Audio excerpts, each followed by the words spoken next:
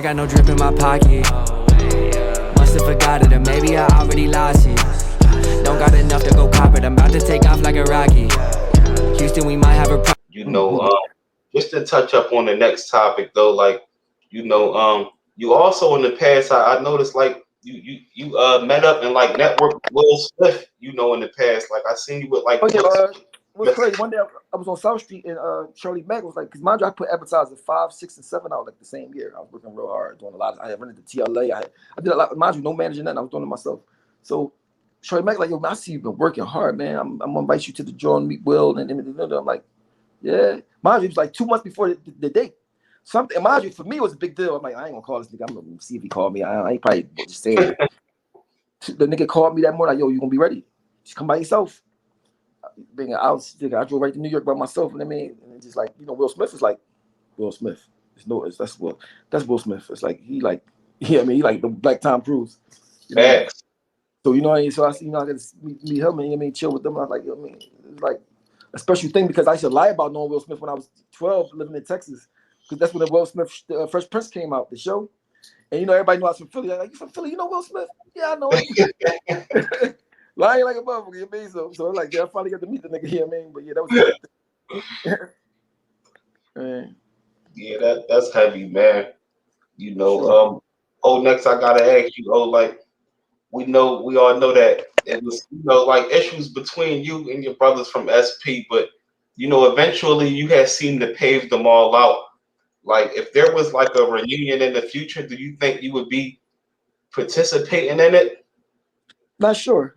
But before I would say never, and now it's like it's unlikely, but you never know. Okay. Some days a feeling hits you. See, some people are scared to say one thing and then do something different the next day. I'm not, because some days you feel different. Some days you grow, you become more wiser. I mean, so I don't know. I mean, because if my son didn't pass, I would never even been cool with Beans right now. I mean, but when my son passed, maybe no, that stuff not important. It's like that's nothing. You know what I mean? So it's easy to say whatever, because that don't mean nothing when you go through something that's so terrible. You know what I mean? So I don't know. I mean, I can't say anything possible. You know what I mean? But it's unlikely though. Okay, yeah, that it would be a beautiful thing to happen. You know, at the end of the day, because y'all got millions of people that support y'all, and love to see y'all, you know, together at least at once. You know what I'm talking about? But I don't want to, touch up on that. This crazy part, when I get around them dudes, like even with Mac, man, I'm beefing all this time and all that stuff, right? We still know each other for 20 years. Mm-hmm. We still had good times before in the past. So it's easy to get around each other and forget about the beef and start laughing about stuff we were talking about. We know a lot of stuff that we didn't experience together. You know what I mean? So it'd be like, it'd be hard to stay mad at somebody when you go around them and y'all laughing and joking and stuff. You know what I mean? So like, so I can't never say never. You know what I mean? That's true, because like the way, especially y'all was vibing on, on your podcast, Deeper Than Rap, like it was just like, you can tell it was like a therapy to y'all, but it was also therapy to the world. Like you can see, like that's what messed me up. I couldn't believe, I got like more comments than any other. I couldn't believe people cared about it that much. Like they really cared about this shit like that. Like it blew my mind because I didn't think that people cared about it. Like, I was like, damn, I feel bad now that people like, if people saying some incredible things to me about that, I'm like, damn, I never even took it that deep. Like, man, that was super heavy. Like, and next I just got to touch up on back in like Hot 97 days, it was a point of time and your career and the rest of SP where it was like y'all kind of like aired Nas out. You know what I'm talking about? Like, where it was like, y'all was standing for y'all team and all of that. Like, how was those studio sessions? Did Hove come to y'all like, yo, this dude talking? I never even, like when Nas came out, I was in jail. When I got out of jail, Biggie Smalls was popping. I missed the Nas thing. I didn't know Nas. I never listened to his. I knew who he was, but I didn't like listen to his. I wasn't like, didn't know nothing about. I wasn't thinking about Nas. Put it that way. But Jay-Z came to us and told us asked us to do it. He's like, yo, act like he killed your cousin. So of course, like, nigga, that's what we do anyway. Like we love to bomb on shit. So that was easy. But yeah, we just didn't just do it out of, we was asked to do it. Yeah, oh yeah, that's super heavy and definitely being loyal to the team and all of that. So you know that's You know, part of hip hop history, man. Jay-Z could have told me, yo, oh, go kill this boy from now. I'd have killed somebody for you, man. I mean, that's how, I mean, you say about life, he ain't even dig it, you know what I mean? Like, dog, That I'd have smoked somebody for you, dog. So you ain't had to, that's my thing. Like, you ain't had to burn me, you ain't had to act funny to me. I was riding. You know what I mean? When I start seeing you as a sucker, that's not starting to think, oh, you a sucker though? You know what I mean, but I mean, I'd have smoked somebody for him. That's how but he ain't really understand that Philly different from New York. Philly yeah, at that time was the grind bucket, like I mean, we out here catching homies for 5,000. Like I mean, you give a big somebody 100,000, anything like that, like dog, facts, we smoke somebody for you. facts, I facts. mean, It ain't, you better not say nothing crazy to this bull yo, or nothing. Like, I was riding for him. I was riding for that boy to the point that he had no idea. I would have sat and did wheels for this boy. You know what I mean, because he saved my life. You know what I mean? But I just he ain't see it. He ain't understand. You know what I mean? so that's basically like also touching up on like when it was like the locks first, y'all, and things. And I didn't really hear you talk really going on the locks too much, but Because I I know couldn't. With Jadakiss before I got signed to Rockefeller, I was living in Yonkers with Jadakiss. I was with Jadakiss. He's looking out for me. I mean, making sure I before you was with the Rock, you had a had. relationship with Kiss. I lived in Yonkers. I lived right down the street from his mom's house. I used to go to his house every morning. You know what I mean? I got signed when the boys walked up to me saying they know Jay-Z. I was with Jadakiss. Yeah, What? yeah. I was with I knew Jadakiss and DMX and them before I was in with Rockefeller. Damn, you knew that too? Yeah, like I know from being with my. Yeah, I was on tour. I was on the tour with Jay-Z and DMX tour. I was with Rough Riders though. Oh, right. I ain't know Rockefeller. I ain't know niggas at Rockefeller. I mean, Damn. I got the pictures and everything. I got it.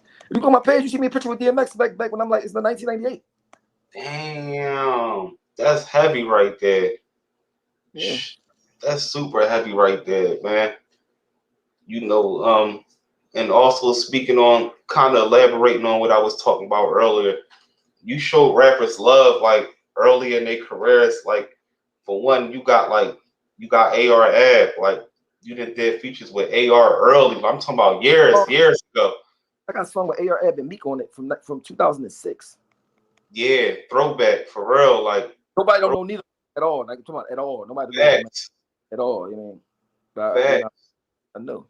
Also with like what I'm saying with Black De Niro, even General Reezy, Joey Jihad, Envy. I know General Reezy. We from the same neighborhood. I mean, we just was upstate together. We was in the same prison, right? I took he on Advertiser 6, and I took him up to Power 99 come up show with me. I mean, I remember that. So people say stuff about when we die and they want to act like they was like, I mean, but by then it's too late. I mean, it's that's too late. true. Why they here? You know? Exactly. That's true. That's heavy right there, man. Like at the time, when you was still like with the Rock and everything, like was you there? Well, of course you was there, but did you remember like when like Dame put Kevin Hart on? Yeah. That's how I got cool with Kevin Hart. That's how we got cool. I mean, yeah, he put the Kevin Hart on. You mean Kanye West? They didn't want to put Kanye West on. Dame made Kanye West. I mean, because they was trying to keep him as a producer. I mean, Dame was like, fighting for Kanye West. I mean, and he put the ball on. He put the ball on too. The ball that was popping out. That did the movie Precious. I know you talking about. I can't think of his name. The dude that made that movie. Lee Daniels. Yeah, yep. Because I saw Dame snapping about the money that he owed them. Before Precious came out, Lee Daniels did a movie with Kevin Bacon that Dame paid for, and it flopped. So Dame, so nobody knew Lee Daniels at the time. Dame put it that the whole movie paid some millions of dollars for it, got Kevin Bacon in it, and it flopped. I mean, but Dame, that's what's out. But somebody talk bad about Dame, I take it personally. I'd be like, I take it personally. They talk about my brother. You know? Yeah, that's a fact. I even seen the John, one of the newer movies Dame dropped, and I saw you was in the John. Hey, you in there banging people out, you know what I mean, on the jail, John. That was love right there, man. That you know what I'm saying, that like I said, that y'all kept that, that loyalty with each other. And how was it like behind the scenes and like shooting the state property movie, man? Because it looked like y'all had fun on that joint right there. We shot that movie as soon as I got signed. So it took like 2-3 years for it to come out, like a long time for it to come out. But if we had shot it as soon as we got signed, they were like, y'all want to do a movie? We didn't even really take it serious because we never thought it was gonna be in the movies and nothing. It was just like, you know what I mean? But when the shit came out, I'm like, oh shit, we in a movie theater. Like this is like, like, I mean, it's just something you never could prepare for when you coming from where we come from. You know what I mean? I like this shit was crazy. You know what I mean? So Man, the wave was so heavy with y'all until this day. I don't feel like no rap group in history had as many people wearing like their clothes as much as y'all. Like, you know, the whole Philly, we was state props and rock and wear it out, bro. Like all of that, like from head to toe. Like I remember being in placement. I was in Glen Mills, and I don't even know if you remember this brother. His name was Frank Brown. Like he used to box. He was from down the bottom, and he had pictures with y'all coming to his fights and everything. I know Frank he got two missing. Yeah, yup. Frank. Dark-skinned Frank. We call him Frank Nitty.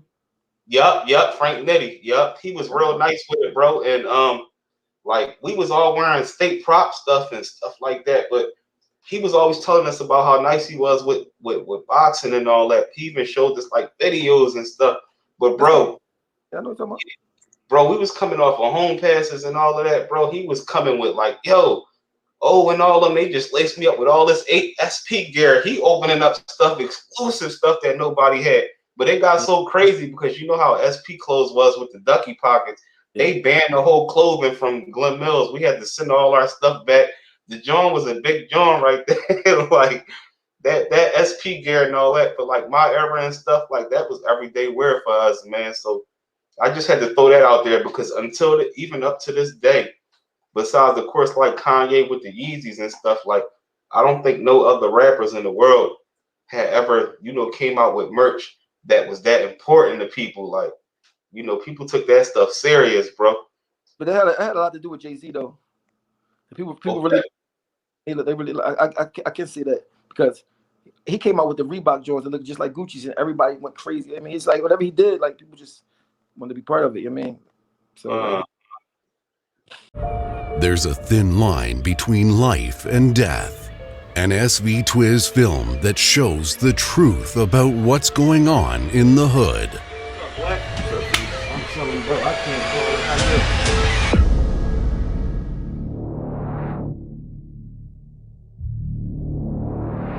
So yeah, cousin, if you're gonna be able to help me out with this job, like I need this job real bad. Like I'm not trying. You've seen the rest. Now it's time to see the best.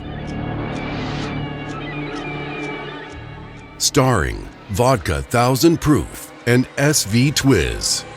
Real nice one, like A hood drama that shows you the meaning of money, power, and respect. Torn apart. Yo, you really doing your thing with that girl. Like, what's up, nigga? I can't call it, bro. Hey, yo.